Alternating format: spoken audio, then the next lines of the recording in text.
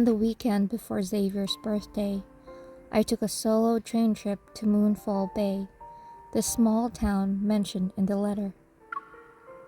At first, I planned to experience the scenery Xavier once saw with his own eyes.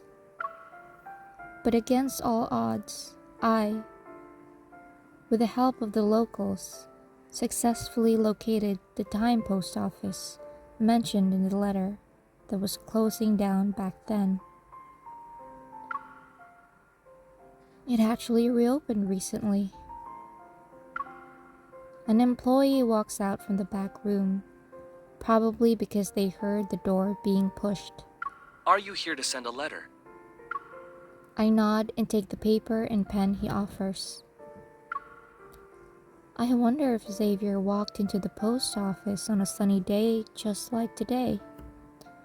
Did he send a letter like this? As I gaze at the ink stains on the desk, an image of him sitting here emerges in my mind. I decide to write a reply to the past him.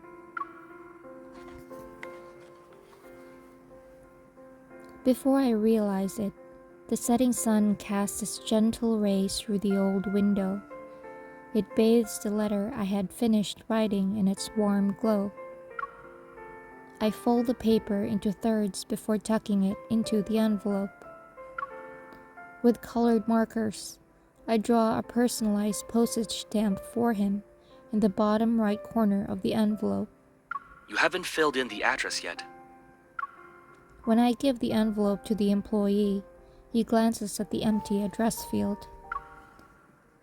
Do you have a P.O. box here? I'll come back and get it on the 16th.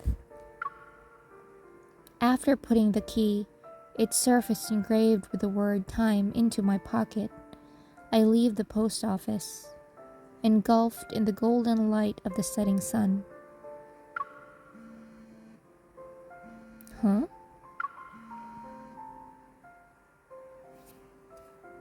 Do you want to have some hot pot at my place tonight? Okay, see you.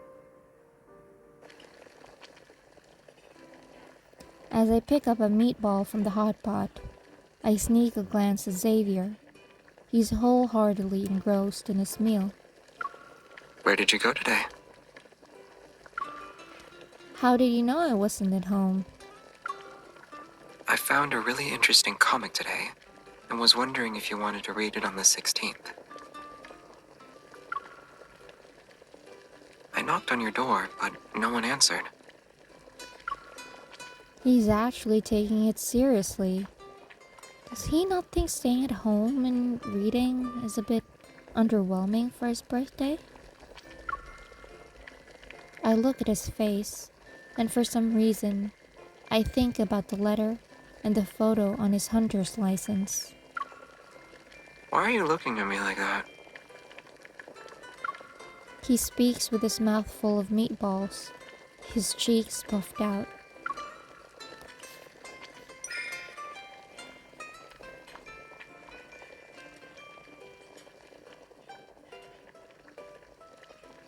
I gently cradle his face in my hands, allowing my gaze to linger as I take a thorough look.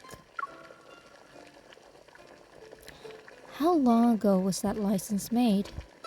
His face hasn't changed at all. Are you trying to make a rice ball here? I'm checking to see if you're wearing a mask under this one. Well, what's your conclusion?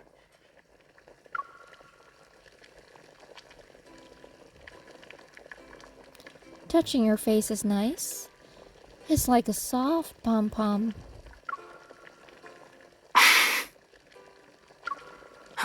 The meatballs in the hot pot are delicious. Eat those. Xavier puts a fishball in my bowl before he lowers his head and continues enjoying his meal. I glance at the date on my phone screen. My anticipation continues to build as we get closer to the 16th.